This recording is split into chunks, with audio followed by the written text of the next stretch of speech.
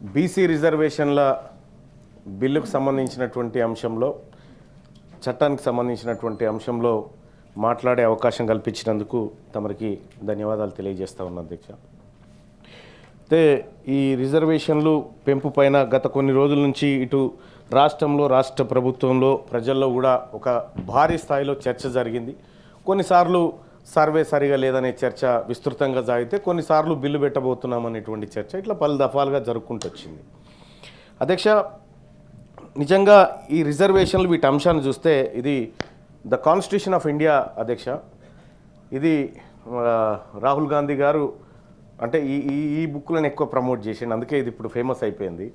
So ఈ constitution of ఇండియాలో ఇందులో ప్రియాంబుల్ ఉంది అధ్యక్ష. మా పొలిటికల్ సైన్స్ ప్రొఫెసర్ గారు కూడా ఇక్కడే ఉన్నారు కాబట్టి మా గురువు గారు చదువు కూడా చెప్పిండు మాకు, ఇదే పొలిటికల్ సైన్సే కాబట్టి. సార్ ఇందులో ప్రియాంబుల్ అని ఉంది సార్. ఈ ప్రియాంబుల్లో సామ్యవాద అనేటువంటి ఒక పదం ఉంది సార్. సామ్యవాద అనేటువంటిది ఒక సిద్ధాంతానికి సంబంధించిన పదమైనప్పటికీ దానికి కొన్ని లక్షణాలు ఉన్నాయి సార్. ఆ లక్షణాల్లో ప్రధానమైనది సామ్యవాద అంటే దాని లక్షణాల్లో ప్రధానమైనది అందరికీ సమానమైన అవకాశాలు హక్కులు దక్కాలి అనేది ఆ లక్షణాల్లో గోచరిస్తుంది. ఆర్థికపరమైన రాజకీయపరమైన అన్ని అవకాశాలు సమానంగా దక్కాలనేది దాంట్లో గోచరిస్తుంది అధ్యక్ష.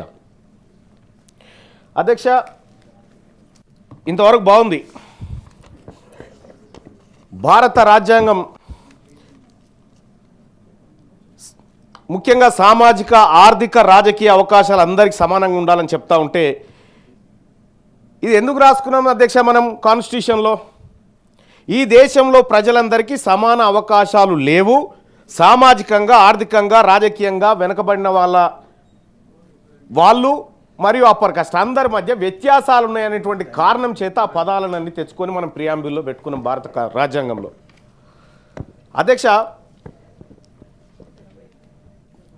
దీని భారత రాజ్యాంగం ప్రకారం ఈ ప్రజలందరినీ, ఈ దేశంలో ఉన్నటువంటి ప్రజలందరినీ సమాన స్థాయికి తీసుకొచ్చి సమాన సంపద పంచి సమాన హక్కులు పంచి తద్వారా ఈ దేశం పరిపూర్ణమైన ప్రజాస్వామ్యాన్ని సాధించాలనేది ఇందులో ఉన్నటువంటి ఉద్దేశం అధ్యక్ష. వెనుకబడిన తరగతుల వాళ్ళు ఈ దేశంలో ఉన్నారని భారత రాజ్యాంగంలోని ఆర్టికల్ 340 చెప్తుంది అధ్యక్ష. ఆర్టికల్ 340ను భారత రాజ్యాంగంలో పొందుపరిచి 75 సంవత్సరాలు గడుస్తూ ఉంది అధ్యక్ష. 75 సంవత్సరాల నుంచి ఈ దేశంలో వెనుకబడిన తరగతులు ఉన్నారు అని 75 సంవత్సరాల నుంచి ఈ రాజ్యాంగం చెప్తుంది అధ్యక్ష.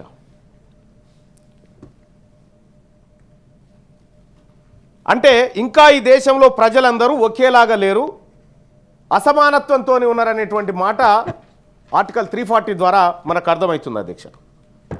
ఈ వెనుకబడిన తరగతులను మిగతా ప్రజల స్థాయికి ఎదిగేలా చేయడం ఈ దేశ పాలకులు ఎన్ని ప్రయత్నాలు చేశారు?